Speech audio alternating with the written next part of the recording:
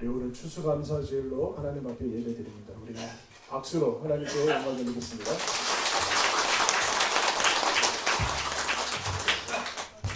여러분 감사하십니까? 일주일 동안 제가 숙제 내드렸는데 무슨 숙제 내드렸어요? 감사로 충만해져서 오라. 감사 어느 정도로 우리가 이제 감사하고 오셨는지 모르겠습니다. 추수감사주일은 여러분들 아시다시피 영국에서 신앙의 자유를 찾아서 미국으로 갔던 사람들에 의해서 유래를 찾게 됩니다. 추수감사주일로 지키게 되는데 그들이 가는 그 배에서 여러분 그렇게 쉬운 일들이 있지 않았습니다. 많은 사람들이 긴 항해 속에서 죽어갔고 또 전염병에 시들었고 그래서 그 추수감사주일은 기쁨과 함께 슬픔이 섞여서 그야말로 눈물로 드릴 수밖에 없는 그런 추수감사주일이었습니다.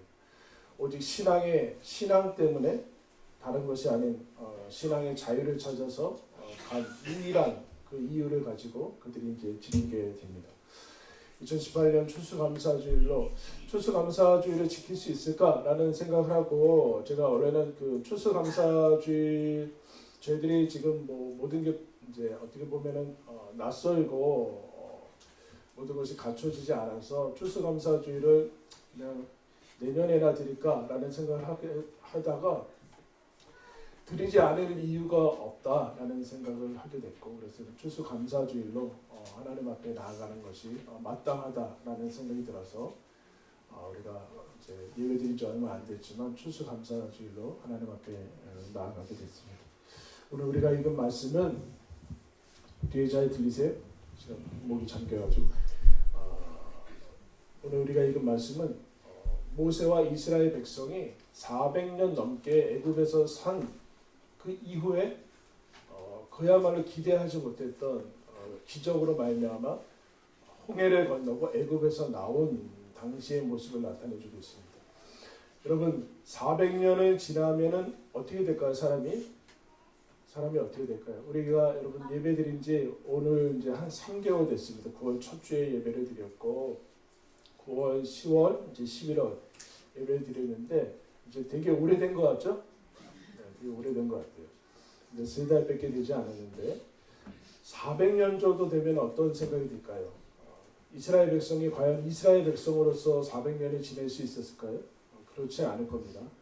400년이 지났으면 그냥 이스라엘은 애굽의 노예로 굳어진 상태고 애굽이 그냥 그들의 나라이고 이스라엘 백성이라는 그 정체성을 지키는 것 자체가 어떻게 보면은 무의미한데 어떻게든 지켜지게 됐습니다. 어떻게 지켰을까요? 노예였기 때문에 그렇습니다. 이스라엘은 노예라는 것으로 뭉쳐져 있었지 어떤 여호와를 믿는 신앙이나 그런 것으로 뭉쳐져 있지는 않았습니다.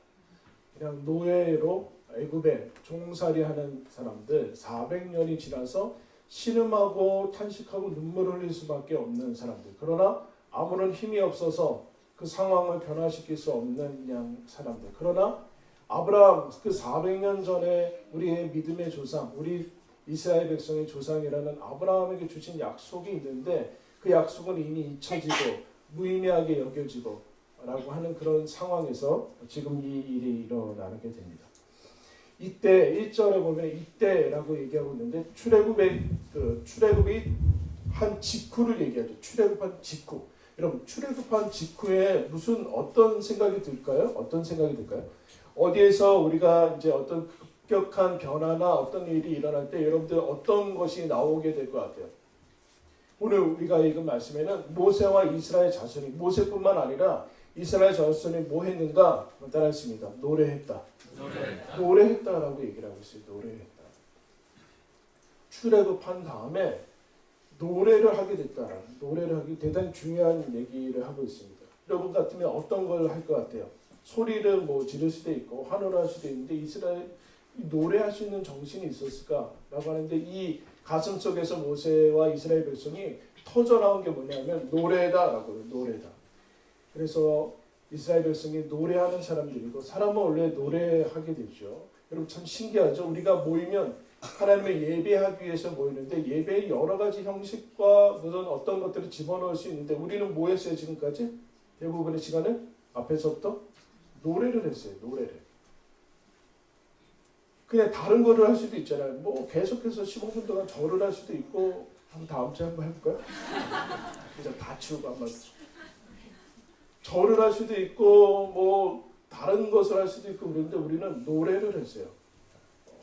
이스라엘 백성이 그와 같은 모습을 보여주고 있습니다. 그러면서 어떻게 노래를 하는가 2절 말씀을 보면 이렇습니다. 여호와는 나의 힘이요 노래시며 나의 구원이시리다. 그는 나의 하나님이시니 내가 그를 찬송할 것이요 내 아버지의 하나님이시니 내가 그를 높이리이다. 여러분 노래는 뭡니까? 노래는 하나님께서 우리 신자뿐만 아니라 모든 인간에게 그 영혼 안에 심어놓은 어떤 언어예요. 어떤 언어. 영혼에 심어놓은 어떤 신호라고 얘기하죠. 신호. 그 사람은 여러분 슬프건 기쁘건 노래하게 됩니다. 애굽 사람들, 애굽에 있었을 때 가졌던 애굽 사람들도 분명히 노래했을 것이요. 이스라엘 백성도 애굽에 있을 때 분명히 노래를 불렀을 겁니다. 탄식과 한탄과 그 일할 때 부를 수 있는 노동요라고 할 수 있는 노동가를 부르면서 그렇게 아마 지냈을 겁니다. 노래는 우리 마음에 하나님께서 인간에게 심어놓은 어떤 가장 깊은 그런 신호, 하나님이 우리를 사랑하시고 우리를 하나님에 의해서 창조됐다라는 그런 신호인데, 우리 신자들에게 있어서는 신앙의 상태와 건강을 가장 잘 측정할 수 있는 것은 노래입니다. 노래가 내 마음속에. 일주일간 노래 많이 부르셨어요? 무슨 노래 부르셨어요? 그 노래가 지금 나오고 있는가? 그런데 그럼 이스라엘 백성이 무엇이라고 얘기하는? 이스라엘 백성이 분명 그 안에 애굽에서도 노동가를 부르고 탄식가를 부르고 애굽에 있는 대중가요를 부르면서 그렇게 지내왔을 텐데, 모세가 출애굽을 하면서 이스라엘 백성이 노래를 부릅니다. 뭐라고 하는가? 하나님이 나의 노래다라고 얘기합니다. 무슨 얘기예요? 이건 노래가 아니에요. 노래는 홀로 존재하지 않아요. 노래가 홀로 존재할 때 그거는 그냥 우리 안에 공허한 메아리로 돌고 그냥 공허한 울림으로 돌게 되는 거지. 노래는 어떤 게 필요한가? 따라했습니다. 흡수할 뿐이 필요하다. 노래는 우리가 바라면, 노래를 하면 그것을 흡수할 존재가 필요해요. 근데 그거는 인간 중에는 없어요. 노래가 흡수되지 않고 다시 메아리 쳐가지고 그냥 우리들한테 돌아오면은 그냥 그거야말로 그냥 신세 타령일 뿐이죠. 신세 타령일 뿐입니다. 지금 그 모세가 출애굽하자마자 뭘 발견하는가? 이 노래, 우리가 우리 안에서만 맴돌았던 이 노래, 가슴속에 사무치기만 하는 이 노래를 드디어 받아줄 분이 있고 높일 분이 있고, 이 원래 노래를 지으신 분이 있고 노래를 흡수하신 존재가 있고 노래를 통해서 높일 수 있는 존재를 발견하게 되면서 이제 노래를 하기 시작합니다. 그러면서 이렇게 얘기해요. 하나님이 노래시다. 하나님이 나의 노래다. 라는 얘기를 하게 됩니다. 하나님의 노래. 이게 구원받은 백성의 모습이죠. 여호와가 나의 힘이요 노래요 내 반석이요 내 구원이다 라고 얘기를 합니다. 그래서 이스라엘 백성이 출애굽한 다음에 제일 먼저 나타나는 증상이 노래를 하기 시작한 거죠. 즉 우리가 영혼이 살아날 때, 내 안에 죽었던 영혼들이 살아날 때 하나님에 의해서 그 깊은 내면이 터치가 될 때 나오는 첫 번째 반응은 노래하게 된다. 하나님을 노래하게 된다. 반대로 이스라엘 백성이 이 노래를 통해서 이제 구원받자마자 노래가 회복이 되는데, 이스라엘이 언제나 타락했던 시기는 이 노래가 사라지게 됩니다. 노래. 물론 여러분 찬양이 있고 뭐 곡조가 있고 대단히 복잡한 그런 사성이 있고 뭐 그렇지만, 그런 게 아니라 이 가슴 속에서 터져나오는 노래를 잃어버리게 될 때 이스라엘 백성 안에, 애굽에서 분명히 나왔는데 그 노래를 상실할 때 그 안에, 이스라엘 백성 안에 세상이 거하게 됩니다. 세상이 거하게 되죠.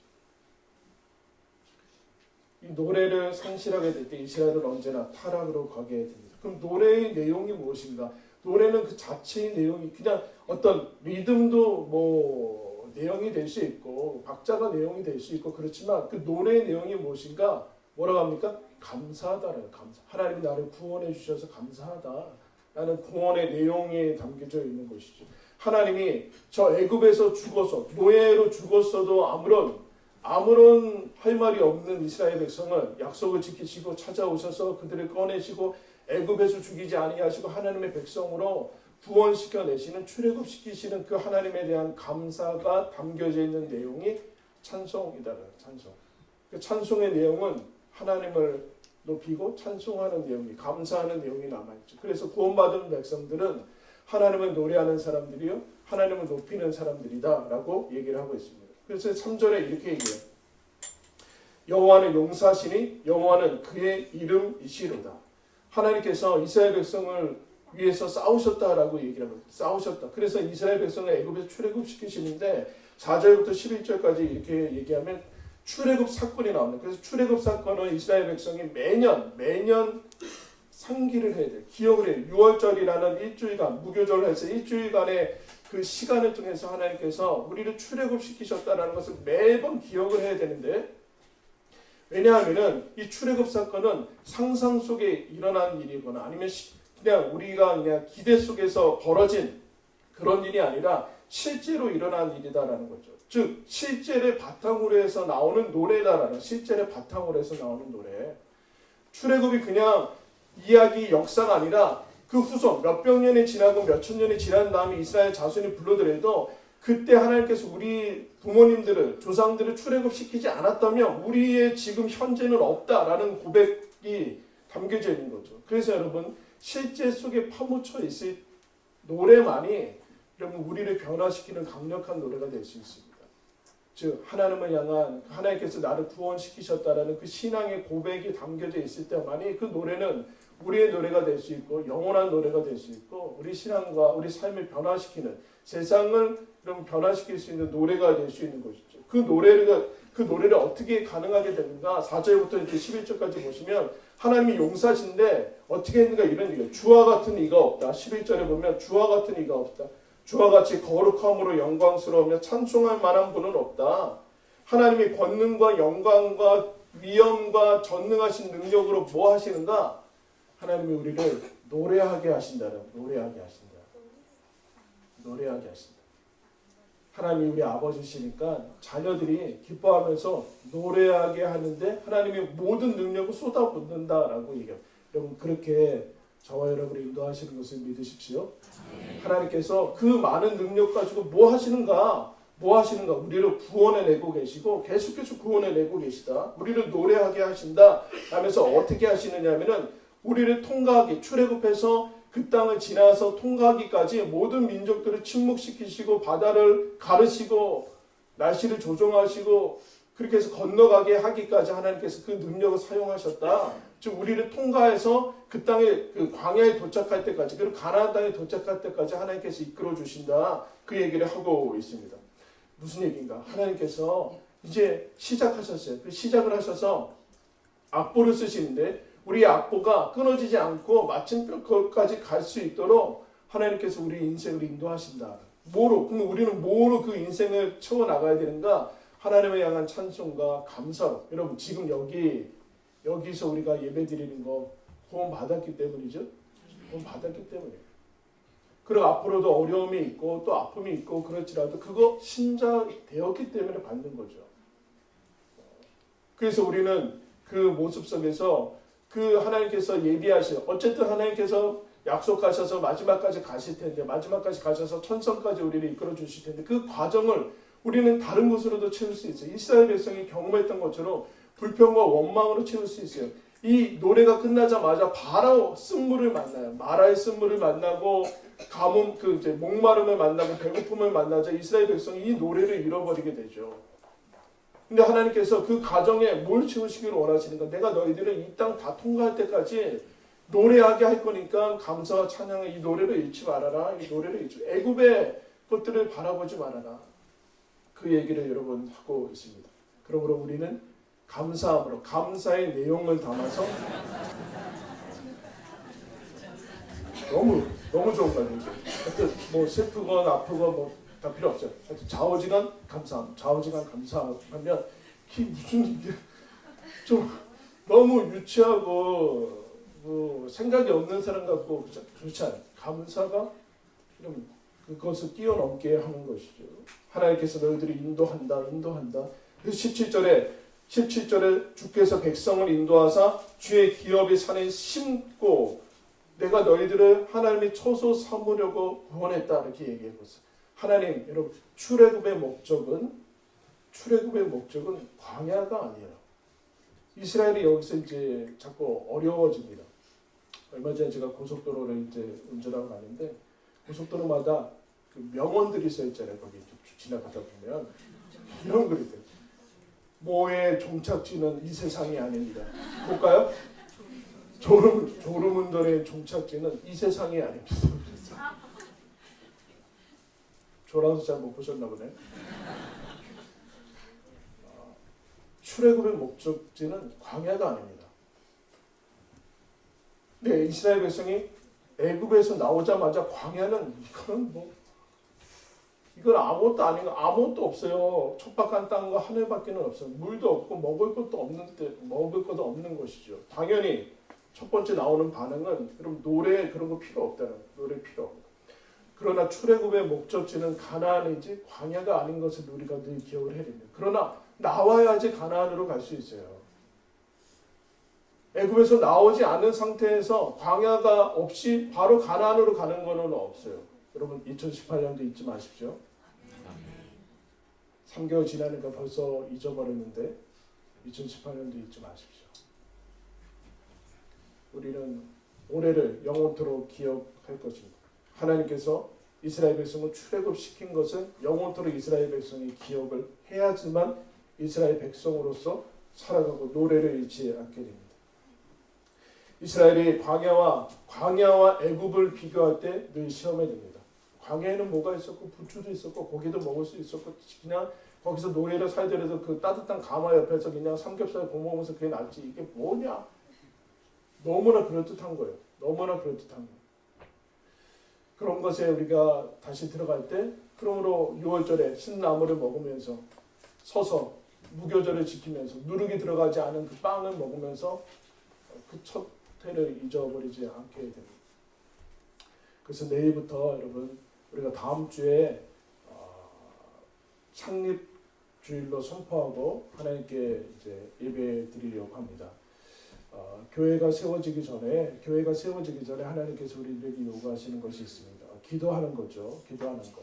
그래서 내일부터 저희가 주중 예배 초소를 위해서 기도하고 있고 열심히 알아보고 있습니다. 열심히 알아보고 있는데 아직까지 마련하지 못해서 내일부터 일주일간 기도해야 되는데 초소를 찾다가 겨우 없어서 저희가 9월 달에 예배 드렸던 그 그랜드 피아노 있던 지하에서 새벽 기도를 특별 새벽 기도를 한 주간 하겠습니다. 내일부터 뭐 한다고요?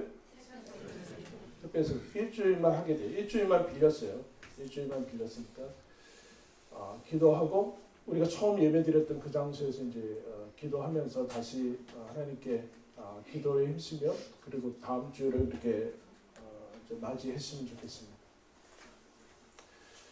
이스라엘 백성이 여러분 400년 동안 하나님을 향해서 뭘 했을까요? 아무것도 한 게 없어요. 늘 한숨 쉬고 탄식하고 운 것밖에는 없어요. 근데 하나님이 가서 구원을 하십니다. 그 구원에 그 다음에 광야에서 못난 짓을 많이 해요. 이스라엘 백성이 광야에서 하나님 앞에 하나님이 받으심직한 그런 일을 한 게 거의 없어요. 그런데 하나님이 가나안 땅에 들어가게 하세요. 놀라운 얘기죠.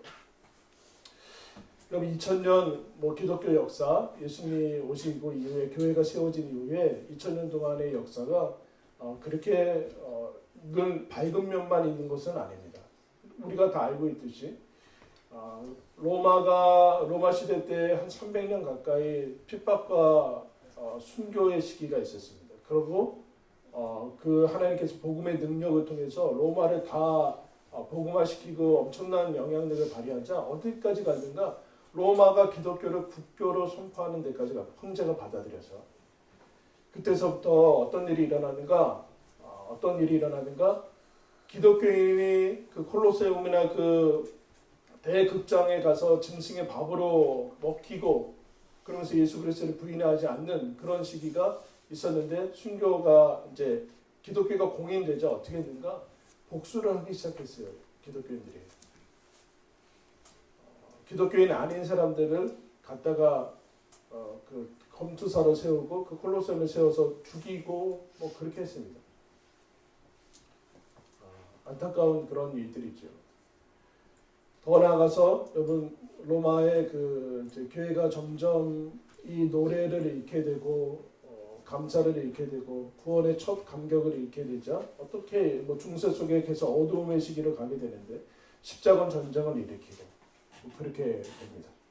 교회를 찾아서라는 책에 보면은 이런 그 감사가 있어요. 로마 시대 황제가 공인을 했는데 워낙 모든 기독교인이 전부일 수가 없어요, 여러분. 기독교 국가라는 건 없어요. 기독교 국가라는 건 없어요. 미국은 기독교 국가예요? 기독교 국가라는 건 없어요. 근데 기독교 국가라고 선포했으니까 나는 기독교인이 아니더라도 기독교인 척 하면서 살아가지. 나머지는 다 죽게 되는 거예요. 그럴 때 이런 감사를 쓴 그런 이제 책이 있습니다.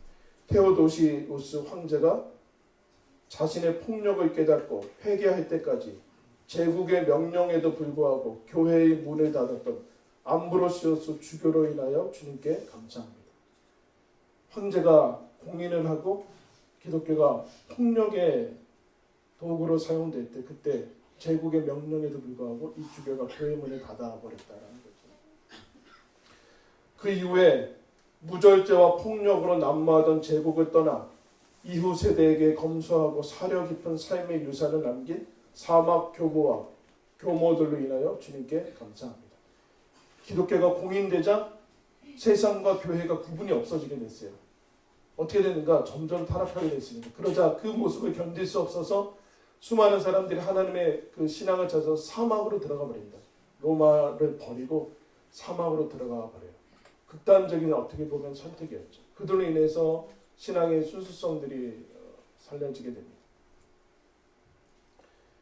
중세 교회가 판매하던 면죄부와 십자군 원정을 비판하고 자신의 양심을 따랐다는 이유로 화형대에서 숨진 얀 후스로 인하여 주님께 감사합니다. 1099년 7월 15일 날에 예루살렘 성지를 십자군이 탈환을 합니다. 탈환해서 뭘 하는가? 집안의 부녀들과 아기들의 가족을 불살라서 태우고 그냥 그랬습니다. 그 기독교가 저지른 일이죠. 그럼에도 불구하고 그때 십자군이 하나님의 뜻이 아니고 면죄부가 하나님의 뜻이 아니라고 하면서 그냥 사형대에서 죽어갔던 사람들이 있다라고 얘기합니다. 당시 귀족들과 교회의 반대에도 불구하고 수도원의 개혁을 이끌었던 아빌라의 테레사로 인하여 주님께 감사합니다. 콜롬비아의 흑인, 노예, 특히 나병과 자신들을 노예로 삼았던 이들 때문에 천연두에 걸렸던 사람들이 그들을 오히려 평생을 보살피면서 살았던 글라 베드로 인하여 감사합니다. 매사추세츠만 식민지에서 여성은 성경을 가르칠 수 없음을 알고도 성경을 가르쳤던 앤 허친슨으로 인하여 주님께 감사합니다. 여성은 성경을 가르칠 수 없었나 봐요. 미국 초창기 때. 흑인들도 마찬가지였죠. 흑인들. 그때 성경을 가르치고 자신의 복음에 대한 열정을 대영국 제국의 노예제도 철폐에 쏟아부었던 윌리엄 윌버퍼스가 이렇게 얘기합니다. 우리는 노예제도라는 치욕을 그리스도의 이름에서 완전히 지워버릴 때까지 결탄코 투쟁을 포기하지 않을 것이다. 라고 맹세했던 윌리엄 윌버퍼스를 인하여 주님께 감사합니다. 아우슈비츠에서 유대인을 대신해서 죽음을 맞이했던 프란치스코 수도사 막시밀리아노 콜베로 인하여 주님께 감사합니다. 이들은 옳은 일을 하는 것이 힘들 때에도 그들은 옳은 일을 했다. 그 책에서 이렇게 기록합니다. 기독교의 흑역사가 있죠. 어둠이 있는데 하나님께서는 그때마다 이 사람들을 통해서 기독교의 명맥을 유지하게 하고 소망을 주신 것을 보게 됩니다. 옳은 일을 하는 것이 힘들 때에도 그들은 옳은 일을 했다. 하나님께서 이들을 통해서 숨통을 트이게 하셨죠. 어떻게 가능할 수 있었을까요? 이들은 분명히 노래를 잃지 않았을 겁니다. 교회 전체가 부패하고 세상은 기독교의 이름으로 공인이 되고 그러나 폭력으로 가해지고 십자군이 말도 안 되는 일들이 일으켜도 그러나 보이는 것이 과연 전부라고 여겨질 만큼 신앙의 이름으로 할지라도 그러나 이들은 하나님께 주신 노래를 잃지 않았어요. 하나님은 그러신 분이 아니다. 400년 동안의 애굽에서 그러나 하나님은 우리를 잊지 않으시고 찾아오신 분이다라는 그 노래를 잊지 않아요. 가장 중요한 것은 애굽이든 어떤 그런 것이 아니라 하나님의 임재다라는 것을 확인하게 하나님이 우리 안에 있으면 노래하고 감사할 수 있게 된다. 하나님이 우리를 처소 삼았기 때문에 그렇다. 언젠가 시간이 지나고 우리 후배들이 우리 후손들이 여러분 우리를 그렇게 기억했으면 좋겠습니다. 2018년도 한국교회가 세상으로부터 조롱받던 그 시기에 메시지 교회로 인해서 세상은 소망이 있었고 사람들은 살만했고 살 소망을 발견했고 하나님은 마음이 시원해졌고 하나님은 우리를 통해서 영광을 받으셨고 하나님께서는 그들을 통해서 그 어둠이라고 아무도 교회를 향해서 소망이 있다고 얘기하지 그 시대에 하나님은 메시지 교회로 인해서 높임을 받았고 찬양을 받았다라는 그래서 그 메시지 교회로 인해서 주님께 감사합니다라는 우리 후세대들의 평가와 고백이 있기를 축원합니다. 그러기 위해서 우리는 하나님께서 주신 감사와 찬양의 언어를 여러분 놓치면 안 됩니다. 무엇과 바꿀 수 있겠습니까? 여러분 광야에는 아무것도 없습니다. 하나님이 계시죠. 다 있는 거죠. 애굽에는 다 있어요. 그러나 하나님은 계시지 않았어요. 아무것도 없는 것이죠. 애굽에는 노래가 없었습니다. 노래할 하나님도 없었고 노래할 이유도 없었고 노래할 신앙도 없었고 노래를 흡수하실 하나님도 없었고 구원받은 경험도 없습니다. 그러나 이제 출애굽한 사람들은 노래가 있고 노래할 이유가 있고 노래할 구원의 감격이 있고 노래할 신앙이 있고 노래를 받으실 하나님이 계시다라는 것을 여러분 기억해. 이것은 다른 것과 바꿀 수 없습니다. 모세와 이스라엘 자손이 전체가 여러분 노래합니다. 우리 다 같이 노래하는 동료 아닙니까? 여러분 여러분의 목숨 걸고 같이 싸운 전어잖아요. 전어.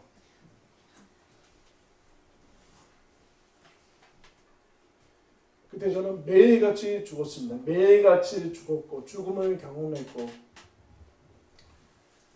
매일같이 죽음을 경험했고 매일같이 하나님의 은혜를 경험했습니다. 끝날 것 같지 않은 고통 속에서 이것이 과연 끝날 것인가 라는 생각을 했습니다. 그때 끝이 아니 보이던 그 터널 같은 곳에서 우리는 서로를 지키면서 그렇게 왔고 상상하지 못했던 오늘 추수감사주일로 여러분 지키게 됩니다. 같이 감사하고 찬양하면서 하나님이 시작하신 이 악보를 여러분 우리가 채워나갔으면 좋겠습니다. 우리는 노래하고 싶고 여러분 취하고 싶습니다. 모든 사람은 노래하고 싶기를 원하고 취하고 싶고 휘가 맞고 싶고 가득 차고 싶고 붙들러 어딘가에 내어지고 싶고 여러분 그렇습니다. 우리는 노래하고 싶고 취하고 싶고 충만하고 싶고 하나님께 붙들림 받을 수 있기를 원하죠. 여러분 그것이 우리들에게 이제 가능해졌습니다.